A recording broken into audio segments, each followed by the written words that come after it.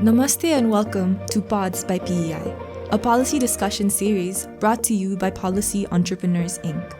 My name is Tedon Konsakar.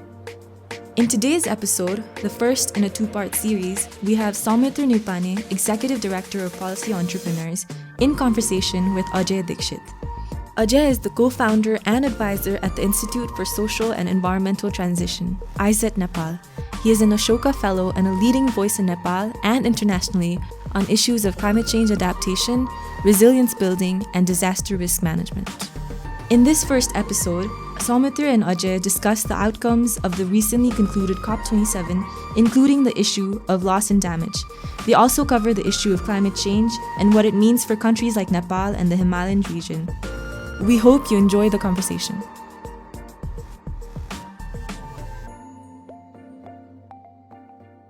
Welcome to the show, Ajay. Really excited about today's conversation. Thank you, Soumitra ji, for having me. We really look forward to this conversation. Well, I was preparing for this conversation and I realized that I wanted to discuss so many things with you. But because we have so many topics to cover, we will be releasing our recording as 2 episodes. In the first part, we'll cover the outcomes and achievements of the recently concluded COP27 and slowly ease into the conversation about climate change impact in Nepal and the Himalaya region. In the second part, we will get into a more specific discussion about climate change, its impact on hydropower sector, and the development pathway of the country. Shall we get started? Of course, looks challenging, but let's try. So Ajay, how do you evaluate COP27's overall impact on moving the climate agenda forward? How far has this conversation evolved since COP26? Well, I came from my place where I live in Balwatar. I took a motorbike, a Pathao. And then as I was coming, and it was a nice warm morning, a little bit cold, so I had to have a muffler. And then, of course, there were lots of cars and motorbike, not too much traffic, and, a little bit of a pollution. But life was going on, you see. It's just after the rainfall. We just finished our elections.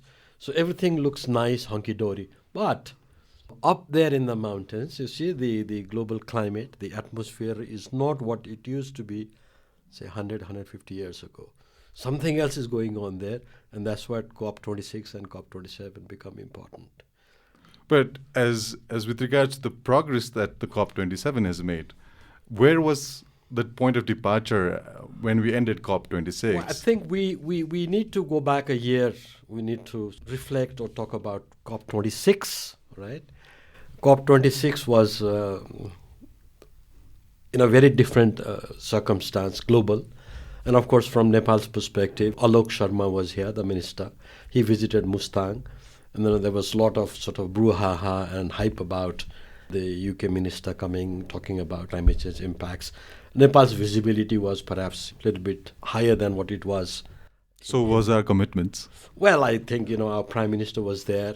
He said, we're going to attain net neutral by 2045. And of course, the loss and damage was also something Nepal talked about. But then something drastically changed after COP26. The Ukraine war, the emerging geopolitics, the tension between these big emitters, if you will. And of course, the assumption was that the COP27 is going to be kind of a no-go. There's the international environment is not conducive to get into a sort of consensus on some of these complex issues. Yet, we see some interesting and perhaps an historic decision regarding loss and damage in Egypt. Yeah, this is where I wanted to expand the conversation more.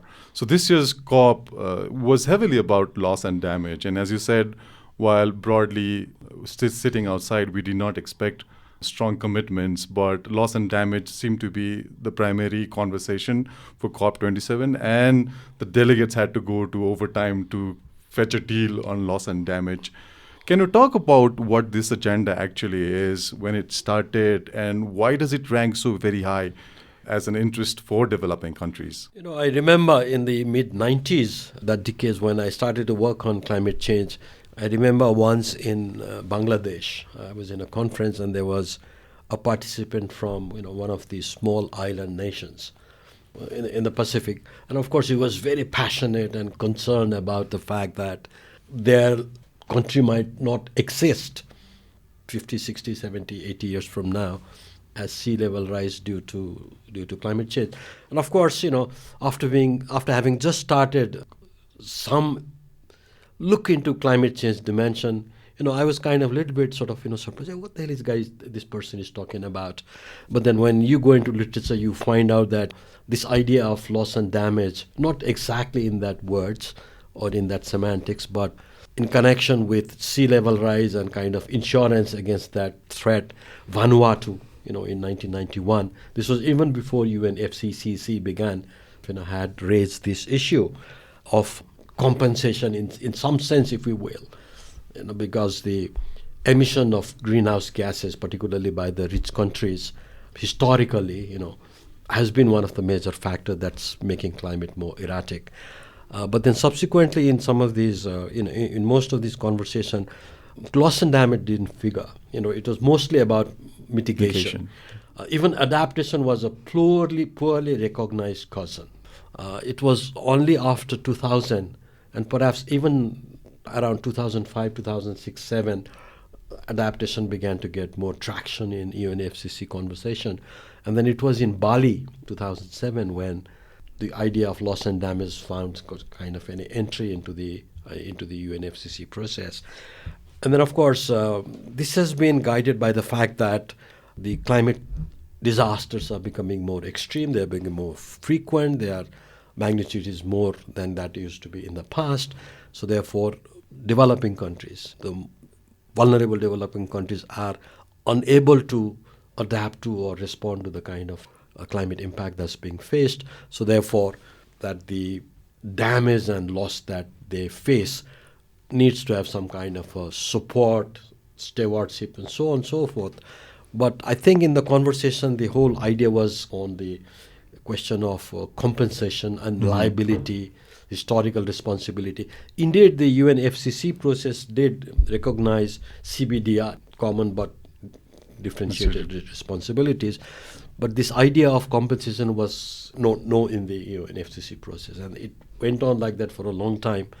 And then, of course, in 2021 COP, it was after COVID. It was perhaps the first physical COVID. President Biden was coming. This was last year in Glasgow. This was last year in Glasgow. And of course, Glasgow was where it all began, when the steam engine, etc., the Industrial Revolution, etc. So perhaps there was lots of expectations, of what would happen in Glasgow. But then, they reaffirmed the commitment of 1.5 degrees Celsius, the Paris goal. There was this dialogue of phasing out or phasing down coal, but it didn't happen. It was watered down to phasing. I think the terminology was not phasing down, but gradually fading out. And of course, the question of financing. In conversation since 2009, the Copenhagen conference, when rich countries were expected to pay $100 billion, that didn't come out. And then, of course, loss and damage was again something that didn't happen in COP26. But subsequently, what triggered was, I think, this devastating flood in Pakistan. Yeah, this is where I wanted to kind of get, is in the sense, it almost felt like this issue was at some point a precipice, in the sense, and it was backed by global events. I was thinking Pakistan as well. Exactly. I mean, if you look at the events, you have rivers drying up, you have heat waves, you have massive wildfires, you have extreme rainfall, you have floods. And then, of course, these were going on. You had examples in Europe, you had examples in Africa, you had in China. But I think the Pakistan flood was final nail in the coffin, that the magnitude of this disaster was, unprecedented. The rainfall, the floods, the impact, the amount of damage that happened, number of people who were affected. So I think it really emphasized the fact that, hey, wait a minute, this is something we need to do. And then, of course, there were, I do recognize, a lot of people from South Asia, including others, friends and others, we've been in this advocacy and arguments for a long, long time, demanding that the rich countries pay for the poor damages. countries for the losses and damages. So I think, in that sense, I think this decision indeed was historical. Yeah, Ajay, now that there's been an historic agreement on establishing a loss and damage facility, how do you see this going forward? In a sense, how is it going to be implemented? I, for myself, am not clear as to who's going to put in money, how, and who's going to actually benefit from this pool of funds. What's your impression on this? That's the details questions, isn't it, Soumitra? It is. But your initial impressions of how do you see this forward? I think you've kind of highlighted it quite well. Yes, the agreement was on fund. If you again go back to COP27, Scotland put a little bit of money, and it was named stewarding money, sort of a partnership money, not in that compensation sense. So again, in COP27, the language was not on compensation, reparation, but it was on agreement to establish a fund. But then what fund, how much, who puts in money, where does the money come from, how it will be disbursed, what will be the criteria, those are the details that need to be worked out. And then I think it's going to be a bitter fight as we go on. And then the next COP is probably going to be about UAE. And then let's not forget, it's a petrodollar state. That's going to be the COP chairman in 2023. And then, of course, we can talk about it. We can talk about loss and damage as this historical achievement. But then again, in COP27, we have a story where, lobbyists from, petro companies, etc., were working behind the scene and in watering down the kind of ambitions on 1.5 degrees Celsius. You stole my upcoming question. On loss and damage, I was reading through a few newspapers after COP, and it was dubbed a historic win and abysmal fail, in the sense that the demand and focus on loss and damage took precedence over climate change mitigation. Some European countries have kind of raised this, and that the focus on curbing fossil fuels, reducing greenhouse gas emissions, bringing down temperature to 1.5 degree thresholds, it really didn't see a lot of attention. How do you see this? Is this a signal that countries are quite content that they cannot come within that threshold of 1.5 degrees and rather pay their way through loss and damage?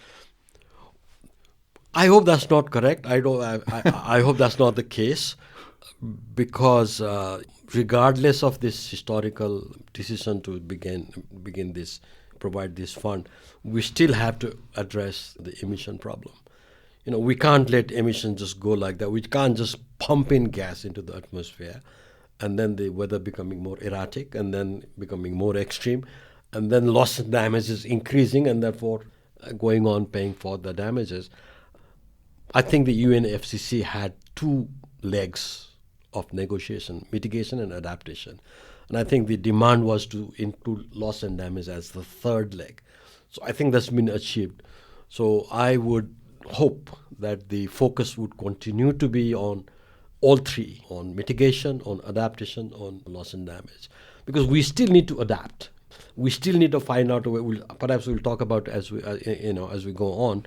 But I hope that's not true, that we have not forgotten 1.5 degree sort of our aspirations, and then say, oh, well, it's 1.5 is something that's not achievable, so therefore let's go on with our ongoing business.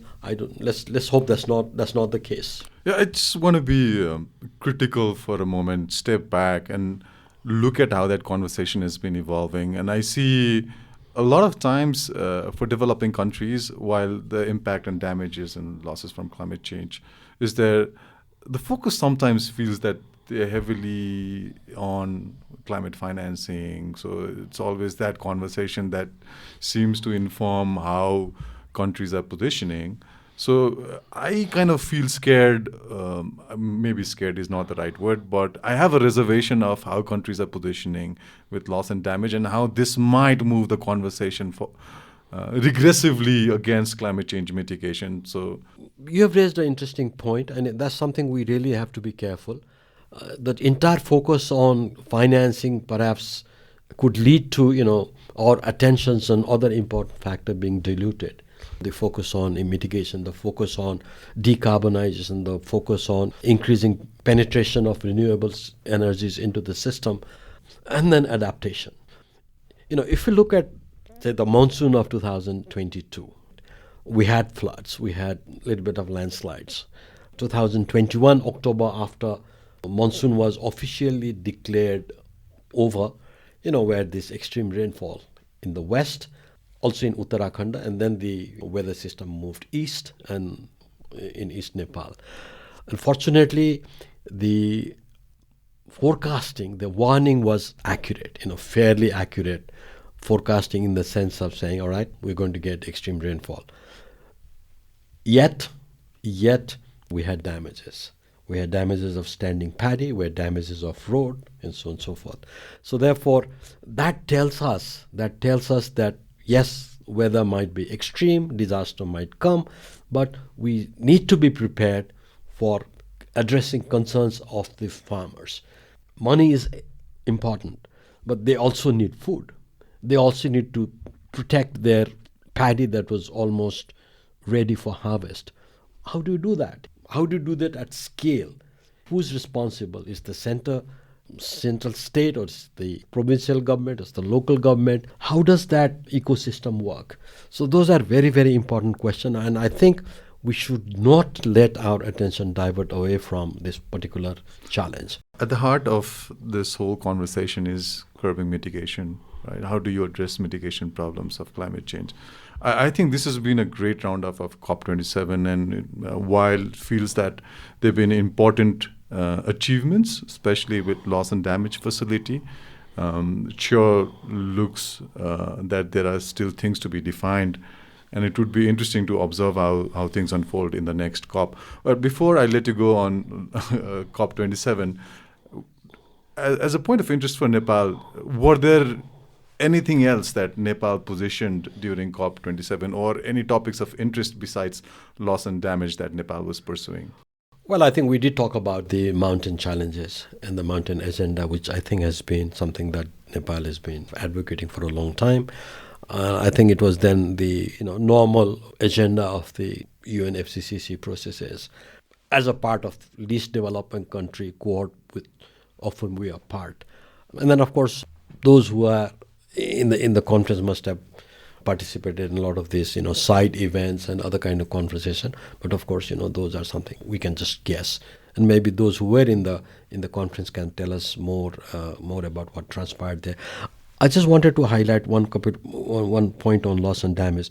You see, last year I was involved in preparing the national strategy for loss and damage, government of Nepal. What we did was to look at the state of play. We looked at the global politics. We looked at the ways in which loss and damage are assessed. What would be the method? And what we found out that yes, it's a important area, serious area, but we still don't have those systematic methods of assessing. We know what is loss. We know what is damage. We know what is economic loss, what is not non-economic loss. But how do you assess it? What systematic method we use to assess that? How do you assess damage that will happen, say, 5 years from now, right? So those are very conceptually and operationally difficult challenges that we need to think about. So loss and damage, it almost feels that you need a lot of credible data to make decisions around loss and damage. Especially countries would be interested who are ready to fund would say, where is the data? What is the basis for you to make this decision? Do you think there is enough data or the data ecosystem in the region itself for us to make accurate estimates on loss and damages for any form of future compensation? That's $1 million question, Soumitra. What would be the answer? Well, answer would be difficult. Let me look at data architecture in Nepal. If you look at the literature, and if you look at the literature, you would find different sources. You would find floods and landslides and snake bites and wind, fire, all these hazards causing disaster. And you would find a lot of fragmentation in that literature. Last several years, at least we have one portal, the portal that is maintained by the Ministry of Home and with the Disaster Management Authority. At least you have now a coherent, systematic a platform where you get this data, right? But this data system, again, you have the death, fairly accurate.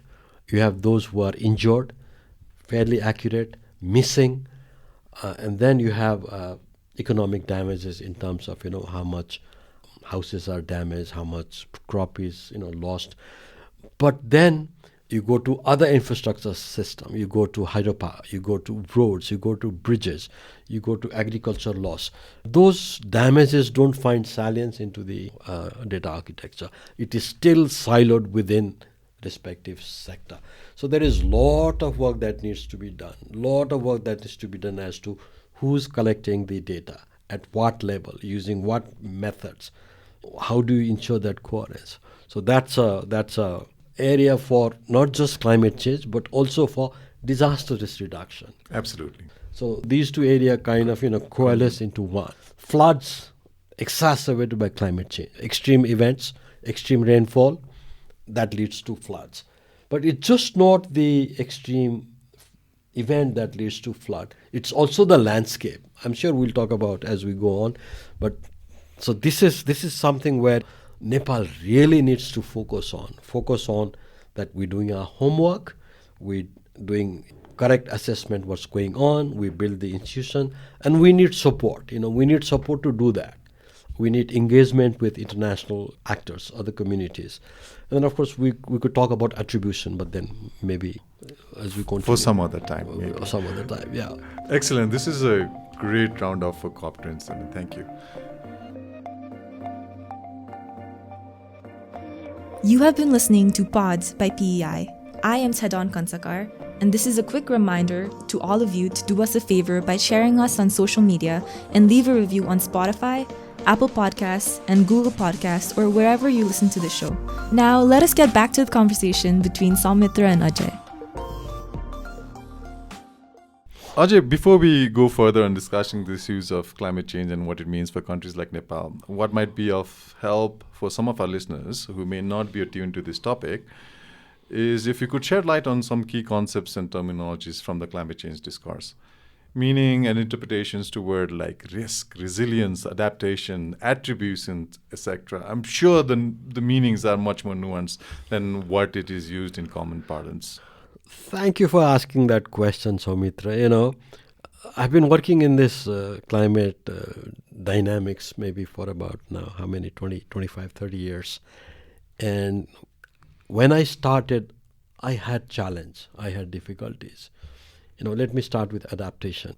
In the 90s, the discourse was Nepal needs to adapt. Nepal needs to adapt to climate change.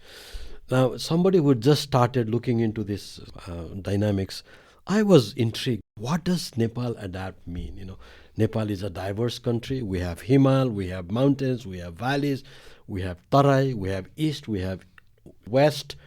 Olangchungola in the east is very different from, Kailali and Kanchanpur. So I was kind of very intrigued, what does that mean? Of course, I had no answers. And of course, the conversation was also, global conversation was perhaps also a little more not nuanced. So as we worked on, part of this research ecosystem, we tried to find out what does that mean in terms of practical use? What does it mean for a normal individual, a working individual who's not aware of these different terminologies?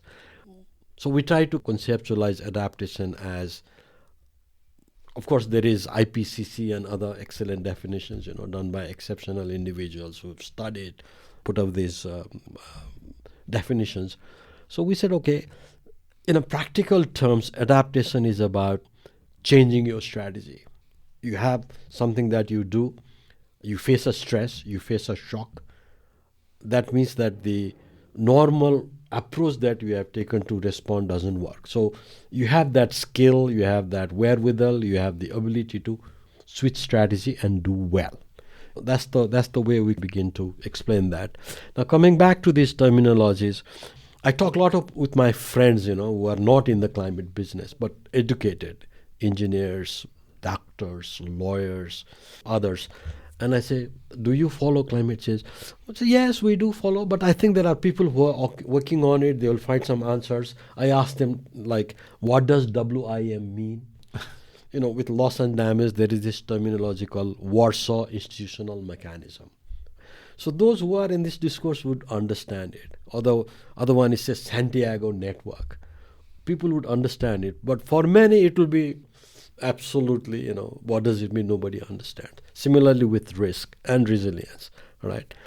What does risk mean? You can define risk technically, potential harm that can happen in the future. And I think COVID has helped us perhaps understand that idea better. Just a small interjection. You mentioned like early 90s, beginning with adaptation. Looking at the climate change terminology discourse, it almost feels that too is evolving these days. Yeah. So from adaptation now, the conversation seems to be heavily around risk and resilience. Indeed. Adaptation was an evolving knowledge. Humans have adapted to climate variability, the natural climate variability. Even if you look at our own landscape, our ancestors have been around for thousands of years, within the limitations. But what does adaptation to anthropogenic climate change mean? Human action induced climate change. Mm-hmm. We're talking about perhaps much more shorter time scale. We're not talking about 100, 200 years. So in the 90s, if I remember, and when we worked, we thought we had time. We thought we had time to understand what adaptation means, identify its attributes, put systems in place, change policies, etc. And then at the end of the day, we'll be able to deal with the, extreme climates that's coming in. Unfortunately, the pace of change has been extremely rapid over the last, 5 to 10 years. The emission has gone up, weathers have become more erratic. Of course, then scientists tell us, WMO and others tell us that, things are becoming more and more critical. But seems to me, some of these conversations have to be simplified. Some of these conversations, I think, have to be communicated well. From jargon, we have to go to day-to-day language, something that people can connect. Absolutely. That's very important. So while these terminologies like risk and resilience and, greenhouse gas and conference of parties and scenarios and, national adaptation plan of action and local adaptation plan of actions are fine. But we need to expand the conversation. We need to expand the conversation and make it a business of perhaps common men. Because the problem is universal. It's just not the responsibility of the experts. The experts have to be brought into demystifying, if you will, this knowledge. It's just not a technical problem. It's a political problem. It's also a cultural problem. It's also about our behavior. That then makes it really as a serious challenge. If you would take an attempt to demystify the current buzzwords around risk and resilience, these two seem to be quite popular around climate change discourse. How would you explain that to a layperson? I'll tell you a story. We're working on a study on the Gandaki Basin, and in Pokhara we had all these partners from Mustang in a meeting, and then I was trying to explain resilience, and I said, resilience is a capacity to bounce back into your previous state. And there was this teacher, Dhanakumari Garbuja, and she said, "Sir, that's not right. Coming back to your previous state means to a condition where we have no water, we have no electricity, we have no road. That is not what we think should be coming back to." Then I realized, lost in translation. We were not able to communicate, the exact meaning. So I said, then resilience would be an inner strength to deal with difficulties in life. It could be at a personal level, it could be at a organizational level, it could be at a community level, and then do well. Do better than that we are doing before you face that stress. So that's how I try. For example, things like migration, if you will, we talk about push and pull factors. Migration is fostered by pull and push factors. So we say, instead of that, we're going to say, cities are magnets. Cities are where everyone wants to come. You get job, you get new opportunities, you get employment. So perhaps avoiding jargons. They might be needed in, academic and other kind of conversations, but at least with common folks, avoid those jargons. Find out simple words. Find out local words, if you will. All right. don't go into some this abstract translation. If I could the word adaptation in Nepali, we call it anukulan. For That's a difficult word for me. that's a difficult word. I can't talk with my wife or my other colleagues about, I face the difficulty, so I get anukulan. No, it doesn't work. All right. Or even resilience. Resilience is uthanashilata. It might be good in writing, but then it doesn't fit into the conversation, right? Not at all. Not at all. So those are the challenges, I think. And the risk is a bit complex, you see. I mean, how do you understand what harms that might happen to you in the future? Again, if I look at 2 years of COVID, let me try my effort. Let's see. If you have a medical condition, if you have preconditions, if you have not well, you are not washing your hand, you're not putting mask, all right? You're not maintaining basic sanitations, etc. And then you go to a crowd in a COVID situation. Of course, you are likely to get contracted by the disease. But if you put mask, if you wash hand, if you avoid crowds, if you do all kind of things that's been told you not to do, then you're kind of safe from that exposure. Climate change is hard because so many things are happening. Floods are extreme event in Mustang. All right, 2021 we had extreme event in Manang and Mustang. Those regions basically get snowfall. That time there was rainfall, high intensity rainfall. We looked at the images and said, wow, kasto pani parecha, so lots of rains and all. But then, 2 days later, it just goes out of our memory. And then it becomes responsibilities of those individuals who face it. So I think that's a challenge, you see. And that's a challenge of how do you really make it a people's concern. Until it affects you personally, you're not perhaps, as much connected or concerned. So if I'm to oversimplify this, the key takeaway for me, please correct me if I'm wrong, is that when we're talking about climate change, broadly a lay understanding would be about extreme events and how that might unfold.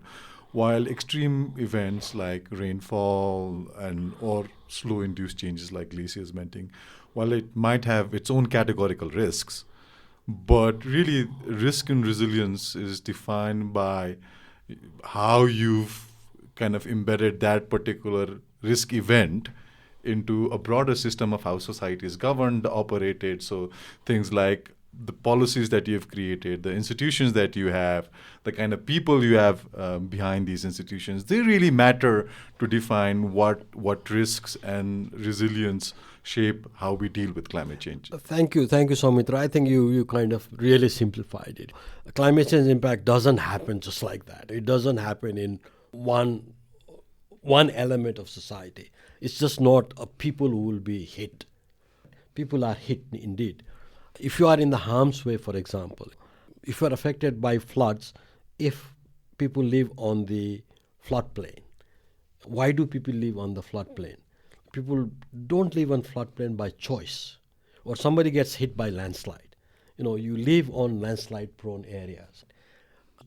Nobody likes to live in landslide-prone areas. So there are social and historical and other kind of processes that defines that dynamics, right? But then exposure is important. So is the hazard. So in such an exposed position, if you have extreme rainfall, clearly, you're going to be affected. Now that extreme rainfall is not an aberration. We used to have extreme rainfall in the past. But the point is that this extreme rainfall, the change in atmospheric energy by greenhouse gases has changed that dynamics. So therefore the rainfall is more erratic.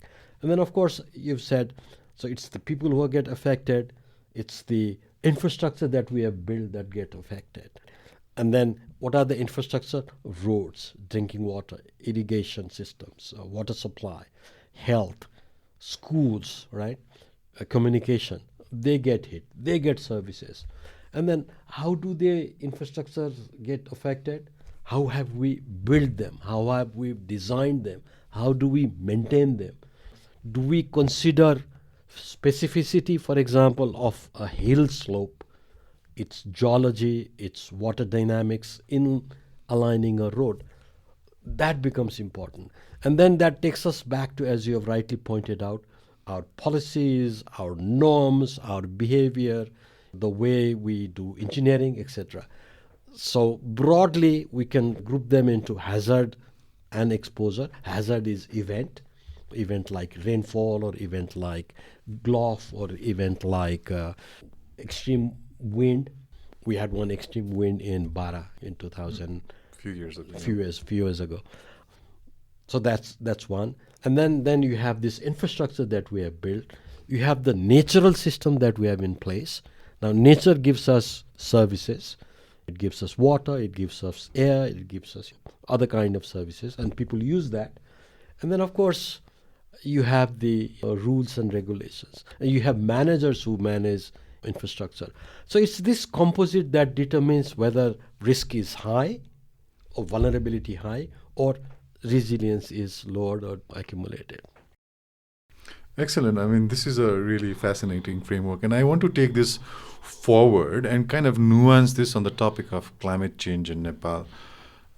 Given your long and continued engagement on the topic, I would like to hear from you about the significance of climate change in Nepal. My point of interest being, as a Nepali, should my interest and concern be limited to what the global narrative is around global warming and the melting of the Himalayas, etc., and its related consequences? Or there is more for me as a Nepali to show concern for, given your systemic your framework on what you just described? Well, first of all, I think it's a global problem. The problem's genesis or origin is outside our border, outside our territory, outside our sovereign boundary. So it's kind of is a global common, the global atmosphere which is being subjected to, if we will, different kind of changes, that started, during the industrial revolution, industrial era. That's why in climate conversation, we always talk about 1.5 degree above industrial average, 2 degree because in industrial average. That's an important point for us to recognize, because the reference is this era, which is 150 years ago. And that was, of course, a historical, economic, financial, colonial process that was at work. And of course, industrial revolution gave us benefits. It gave humanity benefit. It allowed us to address poverty. It allowed us to get medicines, minimize disease, etc., and etc. But then it also had its externality in the form of the emissions. Perhaps it was not accounted for early in the period. If it was costed well, perhaps we'd be in a different territory. But the fact of the matter is now it's a reality. So therefore, we cannot discount or we cannot forget this global dimension. And there is a huge politics that globally, and we talked about it. There is power behind it. There are interests behind it. At least we don't talk much. But then, if you go to the Western society, there are deniers. There are those who says climate change hasn't happened. All right, and we saw that in the U.S. in the last election.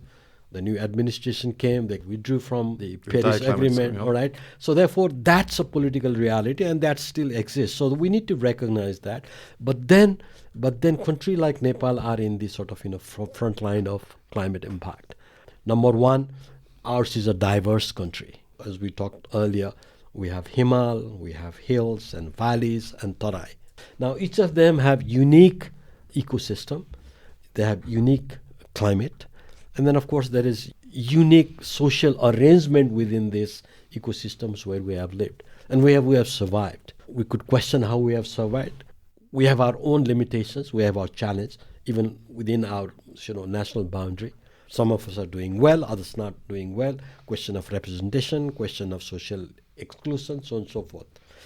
But fact of the matter is, the global process, the global phenomena is having an impact. Yeah, and you see that impact, say, more directly perhaps on snow. You get snow more directly. You see that in sea level rise. You can directly relate increasing temperature to sea level rise. Or the melting of the snow. But when you come to rainfall it's a little bit dicey. It's very You have hard. local weather patterns. Yeah, you have local weather patterns. We don't have enough data sets to link it to the global system. Scenarios have limitations, model have limitations. Temperature-wise, we can be more sure. Historical records, model studies, our own experience tells us that temperatures are rising. That's more monotonic. But rainfall is difficult. We can say rainfall is becoming more erratic, that there is a trend, but it's still very difficult to attribute one weather event to climate change. Just coming back to the discussion in Nepal, and I recognize the fact that there is a global phenomenon, and it's not just what Nepal is doing that has impact on climate change. But coming back to our early conversation on risks, you mentioned institutions, infrastructure, natural ecosystem. What are the critical risk factors, do you think, that are really exponentially increasing Nepal's exposure to climate change and its impacts? Internal risk factors. I think, well, we have an aspiration for development. That's fine. We want better healthcare, we have better education for our kids, we have better commuting, better access to market. Those are fine. Those are something that citizens aspire, and that's the responsibility of the state. But I think the challenge or problem emerges when we don't recognize the specificity of our landscape. For example, if you talk about the hills of Nepal, these are not Rocky Mountains or the Alps. These are geologically young mountain range. These are fragile. So you cannot intervene in this fragility without recognizing the specificity. Let's look at road building, for example. Roads are necessary, no doubt about that. But the way we are building roads in the hills, as we call in Nepal, dozare roads, roads that's essentially designed or aligned by excavator or dozer drivers, do not heed to geology, do not heed to the environment, do not heed to water flow, do not heed to hydrology. So what you essentially have is, you dig a track, and then next morning you have a massive rainfall, and that everything comes down. So therefore, both are important. Yeah, this is something that we've also studied. So I would urge our listeners to go and check out PI's website to see the political economy of local roads. This is something that we've tracked ourselves. Yeah, I mean, I've also done a study on political economy of roads for 2022 landslides, and very clearly I'm sure your study does that too, that road building practice has influence on how landslide have occurred. So the practice of development, how do we align our aspiration for development, the need for development, with this emerging risk? You need to begin to again go back to science. We need to understand how climate and the weather pattern is changing. We need to invest in scientific paraphernalia. We need to think about how we design our infrastructure, how we design our roads. We need to go back to our codes, our design assumptions. We need to look at our policies. We need to look at the capacity of individuals. We need to look at capacity of those who manage stuff. So clearly, Soumitra, there is a case for doing things differently. Absolutely, I agree, and I would like to engage on the point that you made, that role of policies and institutions really matter in how we make choices around climate change, in the reality of climate change. And at this point in time, I would like to ask you, Ajay, what is the current policy architecture around climate change, and how do you think is the current structure of policies responding to what you just said on rethinking of how we do development here in Nepal? First of all, let me take a little bit of a sort of a reflective perspective. Policy making is something that government does, and government's policy is meant to provide a guarantee, if you will, that this is what the government is committed to do, a little bit within a bureaucratic framework. But what we're facing is a context that is changing so fast. So on one way, you need to be much more iterative, reflective, looking at what's going on and change the way you do business. That's a reflection. But other point, in terms of policies, we have plethora of policies. I'm sure, you in PEI have done that. We have plethora of policy, and they look good on papers. Thanks to those who have crafted those policies. But how are we doing it in the field? How are we applying those policy into practice? That I think is the center point. That's what I think we need to hit and question and critique and get into more conversation and dialogues. I don't think we have done well in terms of implementing policies. I was looking at the MOFE's website. There are about 29, 30 documents that we have prepared. We have done well. We understand the problem. We looked at risk, we looked at vulnerability, we looked at what's going on in different areas of Nepal. But perhaps not translated effectively into practice. Have we changed the way we build roads, for example? No. Have we really considered the things of flood? To some extent, yes. We have now early warning systems in place where lives have been saved compared to maybe 10 years ago. So that's a good news. And this is a partnership between the government agency, there's a partnership between community, there's a partnership with the private sector, telephone service providers, both NTC and the private sector. So this is an innovation and good news. We've done it. There's something we have to be very proud of. But much more needs to be done. Much more needs to be done because we constrict the flow, we narrow the river. River does not have flow, space to flow.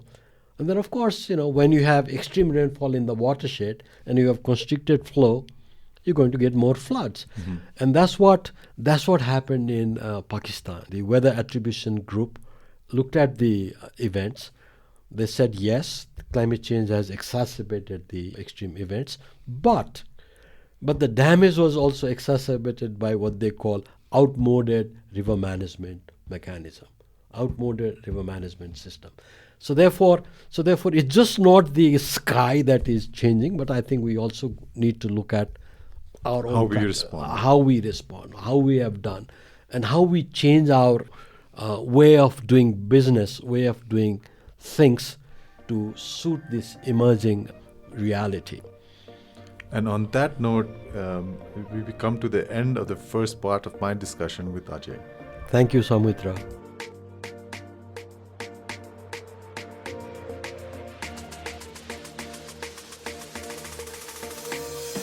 Thanks for listening to Pods by PEI. I hope you enjoyed the first part of the conversation between Saumitra and Ajay on the topic of COP27 and the issue of loss and damage, as well as what climate change means for countries like Nepal and the Himalayan region. Catch the next episode where the two continue to discuss the plausibility of Nepal's net zero emission goal, the impact of climate change on Nepal's water, energy, and infrastructural development, and the way forward from the prevalent state of water resource planning and development in Nepal and the South Asian region. Today's episode is part of the conversation. It is part of the series The Present and the Future of Nepal's Water and Energy Sectors. It was produced by Nirjan Rai with support from Saurabh Lama and Khushi Hang. The episode was recorded at PEI Studio and edited by Nirjan Rai. Our theme music is courtesy of Rohit Shakya from Zindabad. If you liked today's episode, please subscribe to our podcast. Also, please do us a favor by sharing us on social media and leaving a review on Spotify, Apple Podcasts, Google Podcasts, or wherever you listen to the show. For PEI's video-related content, please search for Policy Entrepreneurs on YouTube. And to catch the latest from us on Nepal's policy and politics, please follow us on Twitter at tweet2PEI. That's tweet followed by the number 2 and PEI. And on Facebook at Policy Entrepreneurs Inc. You can also visit pei.center to learn more about us. Thanks once again from me, Tedon, and we'll see you soon in our next episode.